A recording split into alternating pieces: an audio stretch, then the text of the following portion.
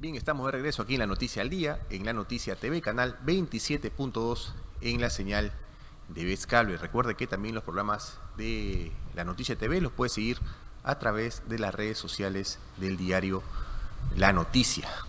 Bien, durante gran parte del programa hemos hablado sobre el tema electoral y bueno, los candidatos ofrecen diferentes posturas, propuestas, y una de ellas, en muchos casos, hablan sobre una reforma del sistema de justicia, ¿no? Esta necesidad de mejorar un poco nuestro Ministerio Público, el Poder Judicial, el INPE, la Policía Nacional, todos estos vinculados al sistema de justicia, es una necesidad para algunos candidatos. Para hablar sobre estas propuestas, ¿no?, y esta necesidad de la reforma del sistema de justicia, tenemos ahora una entrevista con el doctor en Derecho Penal, Edward Álvarez Irala. Doctor, ¿cómo está? Buen día. Muy buen día, un estar con usted y un saludo a todos sus oyentes y televidentes. Doctor, como decíamos, ¿no?, en esta campaña electoral se habla mucho sobre la necesidad de reformar nuestro sistema de justicia. ¿Usted también va por esa línea? Y si es así, ¿qué es lo que se debería cambiar en su mayoría, cree usted? Mire, en primer lugar, la necesidad de reformar el sistema de justicia en general, y cuando hablo del sistema de justicia en general, comprende a todas las instituciones que integran, ¿no es cierto?, la lucha contra la criminalidad, llámese policía, Ministerio Público, Poder Judicial e INPE y abogados. Definitivamente que es una necesidad.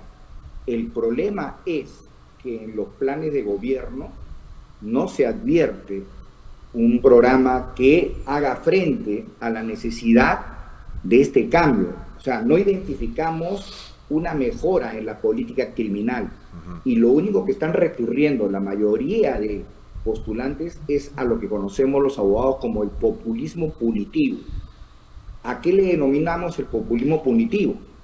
Que únicamente creen que elevando las penas van a dar solución al problema. Pero le diré yo que el Código Penal ya tiene penas elevadas de cadena perpetua, 35 años. ¿Dónde más van a elevar? Recientemente se acaba de modificar el delito de extorsión, cuando ya es innecesario porque existe el delito de extorsión, y ahora están anticipando la pena para un acto previo. Entonces, a veces las modificaciones resultan peores. El problema, mire, hay un experto, profesor argentino, Alberto Binder, que habló sobre la reforma del sistema, y él explicaba que para reformar un sistema no solamente se trata de modificar leyes, códigos, se requiere de presupuesto, se requiere de tecnología, porque hoy en día la delincuencia está más avanzada que las fuerzas policiales, por ejemplo, en materia de cibercriminalidad. Entonces no tienes cómo hacer frente a eso. Y por otro lado, que es el aspecto central, el elemento humano. Y hay que decirlo tal cual, la corrupción está institucionalizada en todos los sectores del sistema de justicia. Nadie escapa de la corrupción. Esa frase trillada, que son unos cuantos, pero la mayoría son honestos, es totalmente contraria a la realidad, ¿no es cierto? Claro. En consecuencia, yo no veo en ninguno de los planes de gobierno seriamente que se aborde el problema de la reforma del sistema de justicia. Entonces entendemos que están dando solamente generalidades, pero otro de los cuestionamientos que también se hace dentro del sistema de justicia es a la elección de jueces, ¿no? A estos jueces provisionales, la forma en la que se eligen algunos magistrados, y muchos de ellos son cuestionados en la forma en la que desarrollan algunos casos. ¿Usted también ve por ahí en esta elección de jueces algo que mejorar también? Definitivamente, yo creo que el rol de la Junta Nacional de Justicia es importantísimo en quién designas como fiscal o como magistrado, llámese juez de primera, juez superior, juez supremo, porque hoy en día lo que prevalece es la provisionalidad, y la provisionalidad afecta la independencia de un juez, dado que como no es un juez titular, se ve influenciado ya sea por poderes externos o al interior de su propia institución, y muchas veces sus decisiones no corresponden en las que deben darse dentro del marco del debido proceso. Y hay algo que quiero tocar que tiene que ver con este reglamento que tiene la Junta Nacional de Justicia justamente para elegir jueces, el reglamento de concurso y selecciones. Mire usted, le voy a hacer rápido. Establece valoraciones, ¿no?, para el puntaje para los magistrados. Y en su artículo 2, literal A, dice: nuevas valoraciones a las 2 etapas. Y dice: la evaluación de conocimiento, mire, o sea, para medir la capacidad, el conocimiento del fiscal o juez que aspira al cargo, dice, se ha incrementado en 5%, es decir, del 25 al 30%. Y agrega, esta etapa, mire usted, esta etapa es fundamental para evaluar las competencias profesionales de los postulantes, porque permite identificar, y aquí subrayo, sus habilidades, sus conocimientos que se necesitan. Esto es lo que se necesita, dice, para desempeñarse en la plaza de postulación, siendo ahí su importancia y su peso debería ser mayor. Sin embargo, mire usted, más adelante hablan en la letra D concretamente de bonificaciones. ¿Y qué significa estas bonificaciones?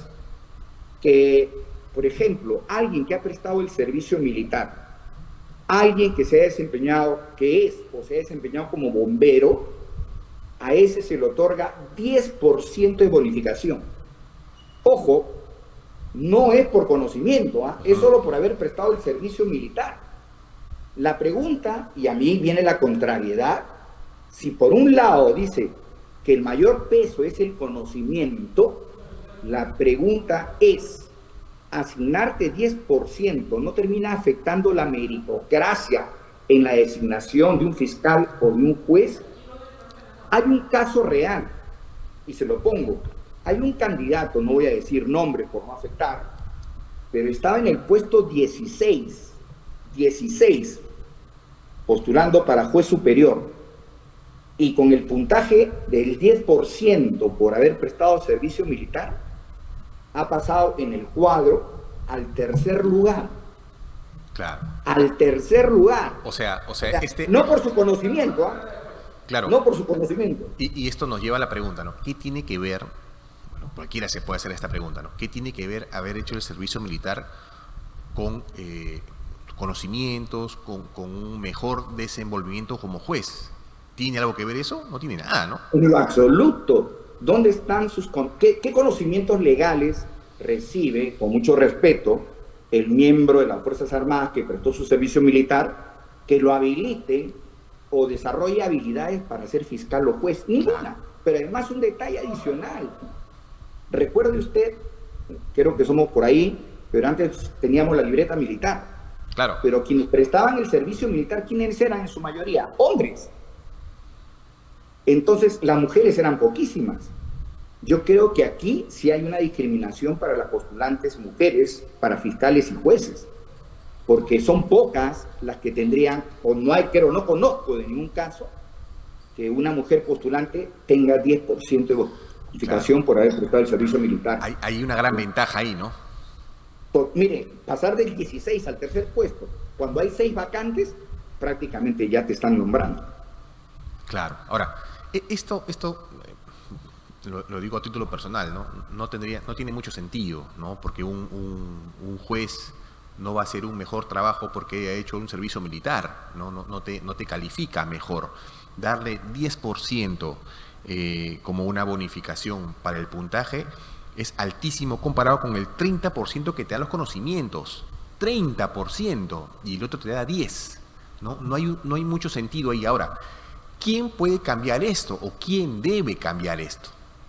Le corresponde a la Junta, es un reglamento justamente, y textualmente lo dice, reglamento del concurso para la selección y nombramiento de jueces fiscales y jueces y fiscales de control, acceso abierto, Junta Nacional de Justicia. Y como bien lo dice usted, esto es irrelevante para la experiencia de los postulantes el haber cumplido el servicio militar. No garantiza mejores habilidades para interpretar, por ejemplo, la Constitución o resolver conflictos civiles, laborales, tributarios, penales, ¿no? El reconocimiento tiene que ser en las áreas del conocimiento y otras, ¿no? Que tienen que ver con la honestidad, la transparencia, que se van sumando, ¿no? Pero esto me parece un trato discriminatorio y, por cierto, repito, menos posibilidades para las damas que postulan al cargo. Claro. Ahora, doctor, este reglamento se hizo bajo ¿qué gestión en la Junta? A ver, este reglamento tiene resolución 146-2025 Junta Nacional de Justicia. O sea, San Isidro, 10 de abril del 2025. Es de la anterior Junta. Entiendo que debe ser de la anterior porque 10 de abril del 2025. Claro, ¿no? Debería haber sido la anterior Junta. Ahora, este cambio es, digamos, si por ahí los miembros de la Junta ponen ojo en esto y ven y coinciden con la postura que usted tiene respecto a que hay una desventaja, por ejemplo, ante mujeres, ¿no? Las mujeres están en clara desventaja. ¿Es fácil, digamos, hacer este cambio o amerita solamente un pleno de la Junta o es algo más fácil? Sí, no es fácil porque además ya el concurso está en marcha. Hay un concurso donde este señor que ha pasado del puesto 16 al tercero, o sea, ya está en pleno proceso, ya está en la última etapa de las entrevistas. Si el señor pasa la entrevista, está en un lugar expectante dentro de las vacantes para ser nombrado. ¿Y qué ha pasado con esto? Que los que estaban adelante de él por conocimientos han bajado, ¿no? Y él ha subido, ha desplazado ahora. Pese a tener mayor puntaje en conocimientos. En conocimientos, ¿no es cierto? En su CV también, por ejemplo. En su CV. Hay postulantes que tienen un CV que no tiene nada que ver que acredite habilidades o experiencias como jueces o fiscales. Han sido gerentes públicos, pero están postulando. Bueno, están en su derecho. Pero así creo que no vamos a tener un buen... Creo que está en manos de la Junta Nacional hacer los cambios, ¿no?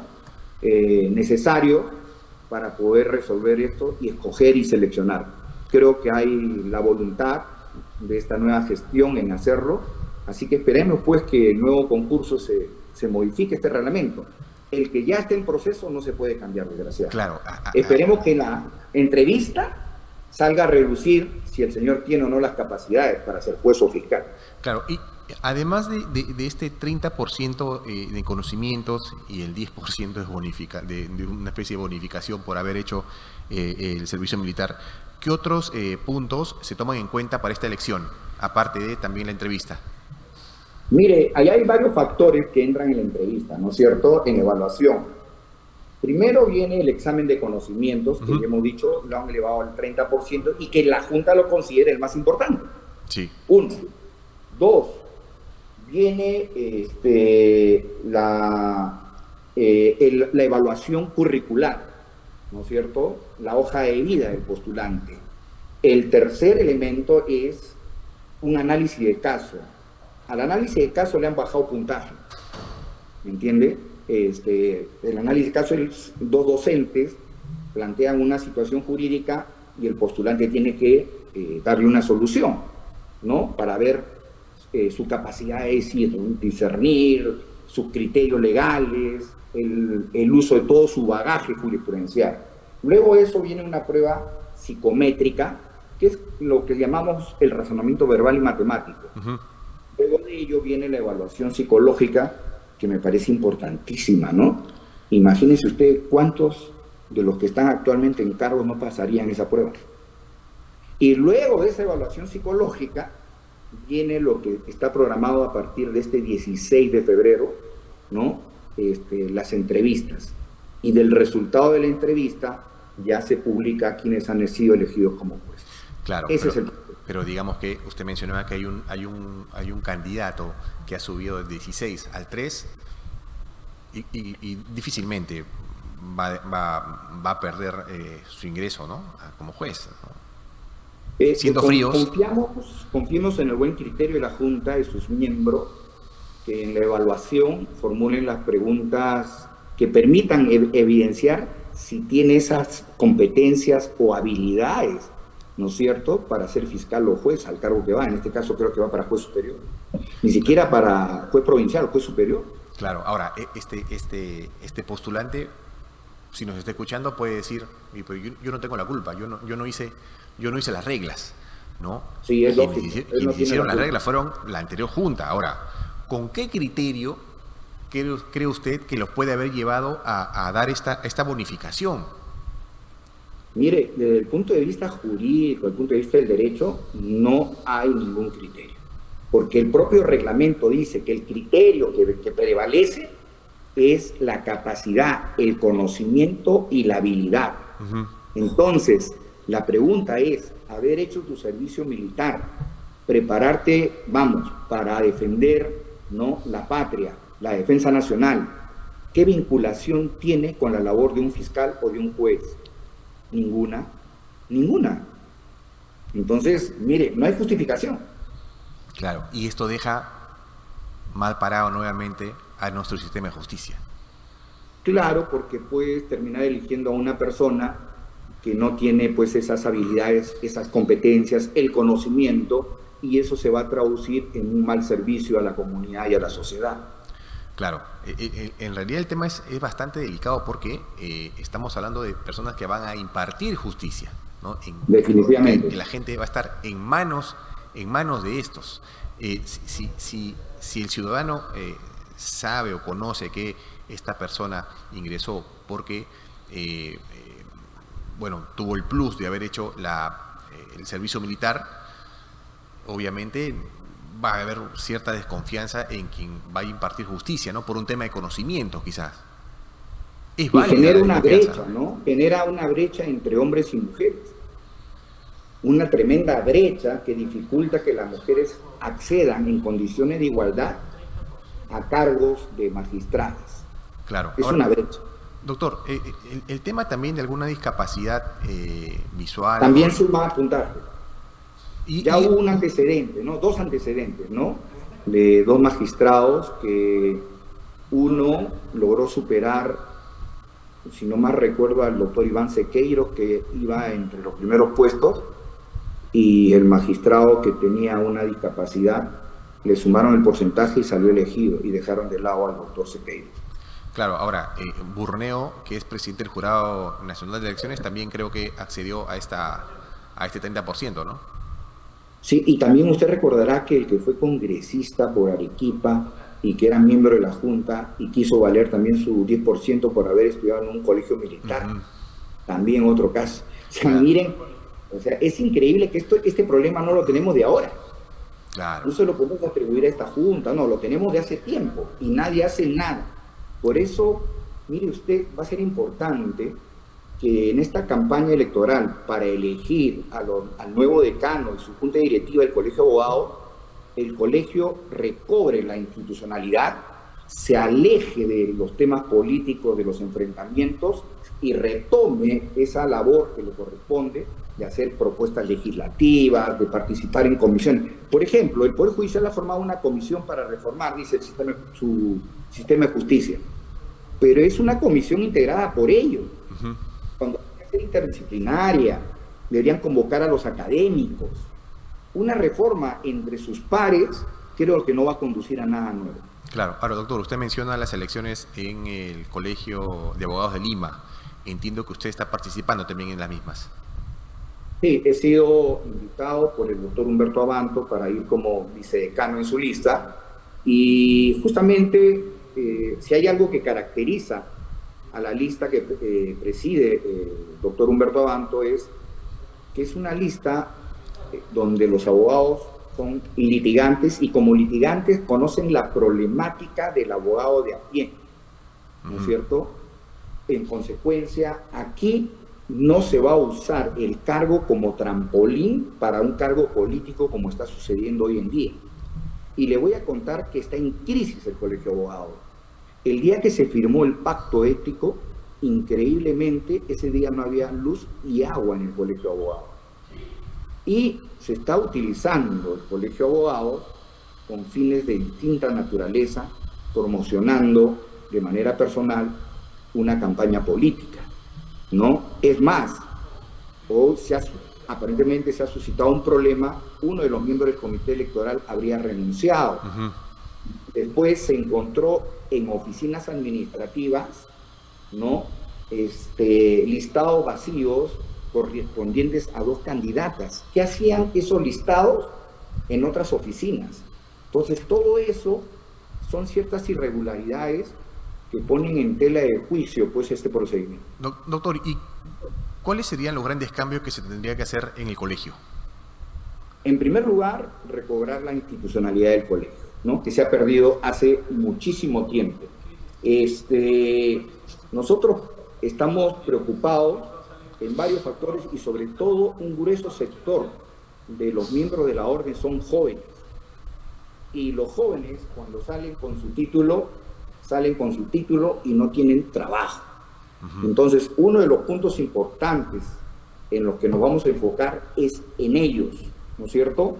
Vamos a crear una tutoría. Hemos venido conversando con destacados profesionales del derecho para que se conviertan en tutores de los jóvenes abogados y también preparar a estos jóvenes que no se desesperen en la búsqueda de trabajo y que ellos mismos tengan la propia iniciativa de crear sus oficinas, cómo administrarlas, cómo atender a un cliente, cómo cobrar sus honorarios sin ser desproporcionados, ¿no es cierto?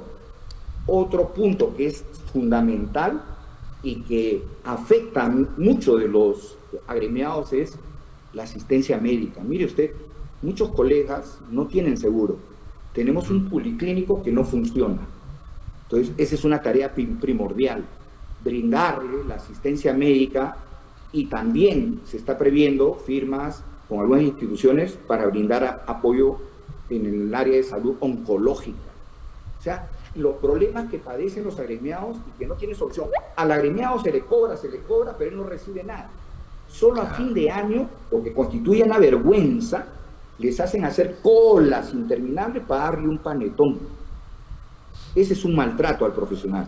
Y otra cosa más, defensa gremial se va a ocupar. Hemos visto cómo en un video un policía se acerca a una dama, colega, donde le pide autorización para hablar con su patrocinado que está detenido para que le firme la autorización como abogada, y el policía la ignora y le dice que le está faltando el respeto y la trata abusivamente. Entonces, nuestra gestión no va a permitir eso. Claro. No más abusos contra los agremiados. Bien. Y en ninguna institución. Bien, doctor. Bueno, vamos a estar atentos a cómo se desarrolla estas elecciones en el Colegio de Abogados de Lima. Bueno, y también cómo se da esta elección de jueces al interior de la Junta Nacional de Justicia con esta revelación que usted ha hecho, ¿no? 10% de bonificación para un juez que haya hecho el servicio militar obligatorio. Increíble. Bien, doctor, ha sido un gusto tenerlo en estudios. Un placer, le agradezco mucho. Que tenga buen día. Gracias.